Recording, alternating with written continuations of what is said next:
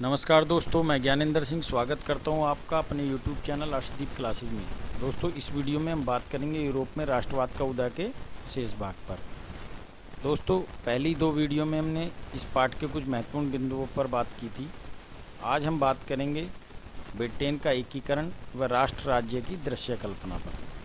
तो दोस्तों, वीडियो को शुरू करने से पहले मैं आपसे कहना चाहता हूं कि वीडियो पसंद आए तो वीडियो को लाइक करें, शेयर करें और चैनल को सब्सक्राइब करें व बेल आइकन को प्रेस करें, जिससे कि मेरी अगली वीडियो का नोटिफिकेशन आपको सबसे पहले प्राप्त हो।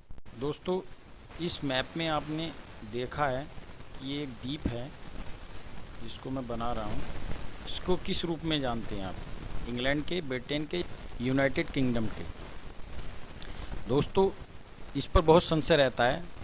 कुछ लोग इंग्लैंड, ब्रिटेन और यूनाइटेड किंगडम को एक ही मानते हैं।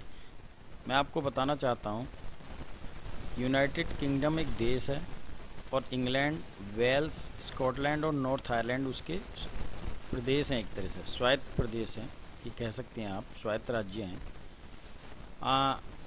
मैं आपको बताना चाहता हूँ, ब्रिटेन जो है वो एक द्वीप है, ये वाला जिसका मैंने राउंड किया है, और ये वाला द्वीप जो कहलाता है वो आयरलैंड है। इस द्वीप के तीन भाग हैं। उत्तरी भाग स्कॉटलैंड है, ये वाला भाग इंग्लैंड है, और ये छोटा सा पर्पल कलर में वेल्स है, और ये आयरलैंड अलग है। इन तीनों को मिलाकर ब्रिटेन द्वीप बनता है। ये इंग्लैंड अलग है, और चारों को मिलाकर क्या बनता है? United kingdom.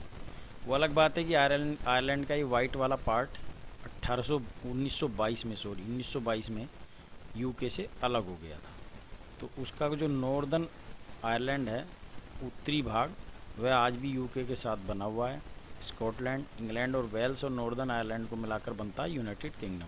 दोस्तों, इसके बारे में हम बात करेंगे। ब्रिटेन जो है वो राष्ट्र राज्य का आदर्श है, ऐसा कौन कहते हैं? बुद्धिजीवी, विद्वान। मतलब इतना बढ़िया राष्ट्र राज्य उस समय कोई नहीं था, और इसका निर्माण जो है वो क्रांति से भी नहीं हुआ था, कोई उथल पुथल नहीं हुई थी। एक लंबी चलने वाली प्रक्रिया थी यह, जिससे इसका निर्माण हुआ था। और 18वीं सदी से पहले ब्रिटेन राष्ट्र राज्य भी नहीं था। वह अलग बात है कि सबसे पहला दुनिया का अधिकार घोषणा पत्र, नागरिक अधिकार घोषणा पत्र, मैग्ना कार्टा कहते हैं जिसको, इसी में इंग्लैंड में ही पास हुआ था। ब्रितानी द्वीप समूह जो है उसमें रहने वाले अंग्रेज, वेल्स, स्कॉट वासी, जो स्कॉटलैंड के वासी हैं, स्कॉट और आयरिश, इनकी मुख्य पहचान क्या है दोस्तों?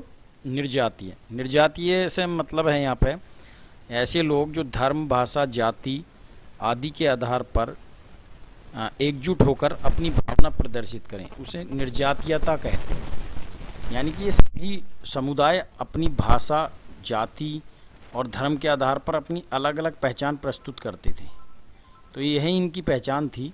जातीय समूह की अपनी अपनी सांस्कृतिक व राजनीतिक पहचान थी, ये पढ़ी लिया आपने। औद्योगिक क्रांति से इंग्लैंड की धन, दौलत, अहमियत और सत्ता में वृद्धि हुई। औद्योगिक क्रांति कहाँ हुई थी? इंग्लैंड में। उसके बाद इंग्लैंड का दबदबा काफ़ी बढ़ गया था इस क्षेत्र में, इससे इंग्लैंड का प्रभुत्व बढ़ गया। 1688 में रक्तहीन क्रांति के बाद राजतंत्र की समाप्ति हुई थी, ये आप पढ़ ही चुके हैं पहले भी। 1688 में एक क्रांति हुई थी जिसको रक्तहीन क्रांति या गौरवपूर्ण क्रांति के नाम से जाना जाता है, जिसमें रक्त की बिना बूंद बहाए यह क्रांति अपने उद्देश्य में सफल रही थी। राजा ने अपना सिंहासन छोड़ दिया था और लोकतंत्र की स्थापना हुई थी। दोस्तों, 1707 में इंग्लैंड और स्कॉटलैंड के बीच एक संधि हुई थी, एक्ट ऑफ यूनियन। कौन सी? एक्ट ऑफ यूनियन, जिससे United kingdom of great Britain का गठन किया गया था। कौन कौन से इसमें शामिल थे प्रदेश? इंग्लैंड और स्कॉटलैंड। देखिए, दोनों का यहाँ आप फ्लैग भी देख रहे हैं, झंडा।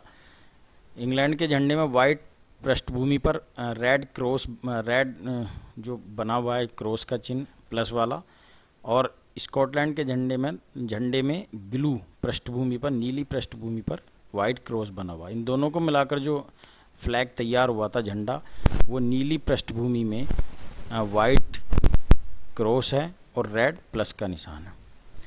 आगे एक झंडा और इसमें जुड़ा था, 1801 में आयरलैंड का, वो आगे हम पढ़ेंगे कैसे जुड़ा था। उन तीनों को मिलाकर जो था क्या बन गया था, ये फाइनल यूनियन जैक कहते हैं जिसे, ये बन गया था। यूनियन फ्लैग कहलाता है, जिसमें पृष्ठभूमि नीली है, ऊपर प्लस का चिन्ह इंग्लैंड को दर्शाता है, और क्रॉस जो दोनों हैं वो किस किस के हैं, एक वाइट पट्टी जो है वो स्कॉटलैंड की है और रेड जो है वो आयरलैंड की है। ठीक है दोस्तों, यहाँ तक क्लियर। आंग्ल संसद में इंग्लैंड के प्रभुत्व में वृद्धि हुई। जब ये दोनों एक हो गए देश, तो उसमें प्रभावशाली कौन थे, वो इंग्लैंड थे, इंग्लैंड वासी थे या इंग्लैंड के संसद सदस्य थे। स्कॉटलैंड की संस्कृति और राजनीतिक संस्थानों को दबाया गया द्वारा इंग्लैंड वासियों द्वारा, क्योंकि इंग्लैंड के लोग प्रभावशाली थे, तो इन्होंने क्या था, अपनी संस्कृति को उभारा और स्कॉटलैंड वासियों की, जो स्कॉट थे, उनकी संस्कृति को दबाया। स्कॉटिश जो थे, स्कॉटिश हाईलैंड्स वहाँ के निवासी थे, वो अपनी गैलिक भाषा बोलने व राष्ट्रीय पोशाक पहनने की इन्हें मनाही थी। यानी कि अपनी ना गैलिक भाषा प्रयोग कर सकते थे और ना अपनी राष्ट्रीय पोशाक पहन सकते थे। इस वजह से इन्हें, जिन्होंने विरोध किया इस बात का, उन्हें वतन छोड़ने पर मजबूर होना पड़ा। आयरलैंड का भी यही है शुरुआत। आयरलैंड में इंग्लैंड के खिलाफ विरोध प्रदर्शन चलने शुरू हो गए। इंग्लैंड ने आयरलैंड में बहुसंख्यक कैथोलिक को दबाने में विरोध क्यों हुआ था, क्योंकि वहाँ प्रोटेस्टेंट जो थे वो माइनॉरिटी में थे, कम संख्या में थे। इंग्लैंड ने उनका साथ दिया किसको दबाने में, बहुसंख्यक कैथोलिक को, क्योंकि इंग्लैंड जो था प्रोटेस्टेंट का समर्थक था। कैथोलिक विद्रोह को निर्ममता से कुचल दिया गया। ठीक है दोस्तों, जो विद्रोह किया था आयरलैंड वासियों ने, उसको इंग्लैंड की सहायता से कुचल दिया गया। 1801 में आयरलैंड को बलपूर्वक यूके में शामिल कर लिया गया। जैसे इंग्लैंड, स्कॉटलैंड तो राजी से हुआ था, इसको 1801 में इस मतलब बल के साथ बलपूर्वक इसमें शामिल कर लिया गया। इससे एक नए ब्रितानी राष्ट्र का निर्माण हुआ। ठीक है दोस्तों, आंग्ल संस्कृति का प्रसार किसने किया, इंग्लैंड वासियों। जब सारे देश एक हो गए, तो उसमें इंग्लैंड ने अपनी संस्कृति का बढ़ चढ़ कर प्रसार किया। इंग्लैंड के प्रतीक चिन्ह जैसे यूनियन जैक जो फ्लैग था, उनका ही राष्ट्रगान को खूब बढ़ावा दिया, अपने राष्ट्रगान को और अपने झंडे को। अंग्रेजी को राष्ट्रभाषा घोषित कर दिया गया। अपनी भाषा को बढ़ाने के लिए अंग्रेजी को राष्ट्रभाषा घोषित कर दिया गया। और इसके बाद बाकी राष्ट्र थे वो क्या रह गए, बेचारे सहयोग रूप में रह गए। ठीक है दोस्तों, अब आगे बात करेंगे राष्ट्र राज्य की दृश्य कल्पना, यानी कि राष्ट्र राज्य की दृश्य कल्पना क्या होती है, राष्ट्र को किस रूप में दर्शाया गया था उस समय, इस बारे में बात करेंगे। पहले बात करते हैं, जब किसी अमूर्त विचार, यानी कि ऐसा विचार जिसकी कोई मूर्ति ना हो, विचार तो अमूर्ति होता है, समाज भी दोस्तों अमूर्त होता है। जैसे लालच, ईर्ष्या, स्वतंत्रता, मुक्ति आदि को किसी व्यक्ति या चीज के जरिए इंगित किया जाता है जब, तो उसे क्या कहलाते हैं, रूपक। क्या कहलाता है वह, रूपक। अंग्रेजी में क्या कहते हैं इसको, एल्गोरी। रूपक का प्रयोग, यानी कि इसका प्रयोग कब हुआ, 18वीं और 19वीं शताब्दी में। किस रूप में, राष्ट्रवाद के विचार का प्रसार करने के लिए। रूपक का प्रयोग 18वीं और 19वीं शताब्दी में राष्ट्रवाद के विचार का प्रसार करने के लिए जमकर किया गया। कलाकारों द्वारा राष्ट्र का व्यक्ति के रूप में चित्रण किया गया। क्या आप कल्पना कर सकते हैं कि राष्ट्र का चित्रण जो है वो व्यक्ति के रूप में हो सकता है, उस समय किया गया था। बादशाहों का तो किया जाता था, चित्र बनाए जाते थे, मूर्तियां बनाई जाती थी, परंतु उस समय राष्ट्र का भी चित्रण किस रूप में किया गया था, व्यक्ति के रूप में। और इसका सबसे पहला उदाहरण कहाँ देखने को मिलता था, वहाँ फ्रांस की क्रांति में नारी के रूप में वहाँ चित्रण किया गया था। और यह जो चित्रित महिला थी, यह एक साधारण महिला थी। ठीक है दोस्तों, किसी क्रांति में कलाकारों द्वारा न्याय और गणतंत्र जैसे विचारों को व्यक्त करने के लिए नारी रूपक का प्रयोग किया। आगे बात सामने क्यों किया था, आज भी आप देखते होंगे कोर्ट में एक महिला की आंखों पर पट्टी बंधी होती है, उसके हाथ में तराजू होती है, यानी कि उसका मतलब यह होता है कि न्याय जो है वो देख कर नहीं किया जाता। न्याय जो है, वैसे उसका दूसरा अर्थ लोग ये भी निकालने लगेंगे कि कानून अंधा होता है, परंतु इसका मतलब ये नहीं कि कानून अंधा होता है। इसका मतलब है कि न्याय जो है वो सामने वाले के चेहरे को देख कर नहीं किया जाता, वो सबूतों के आधार पर किया जाता है। स्वतंत्रता के लिए जिस तरह लाल टोपी व टूटी जंजीर से प्रदर्शित किया जाता है स्वतंत्रता को, उसी तरह इनको प्रदर्शित किया गया था। फ्रांस में नारी रूपक का क्या नाम था? मारियान। जो नारी का फ्रांस राज्य को नारी के रूप में प्रस्तुत किया गया था, उसका नाम था मारियान। यह एक साधारण महिला थी। इसके प्रमुख चिन्ह क्या थे भाई? लाल टोपी, तिरंगा और कलगी। लाल टोपी इसके सर पर थी, ये चित्र देखिए मारियान का। ये लाल टोपी इसके सर पर है, हाथ में तिरंगा है रेड, वाइट और ब्लू कलर का, और इसकी ही टोपी पर यहाँ पीछे एक कलगी लगी हुई है। मारियान की मूर्ति को कहाँ लगाया गया? चौराहों पर। क्यों? क्योंकि इससे आम पब्लिक उससे अपना जुड़ाव महसूस कर सके और उसकी यादें पब्लिक के दिमाग में बची रह सकें, बसी रह सकें।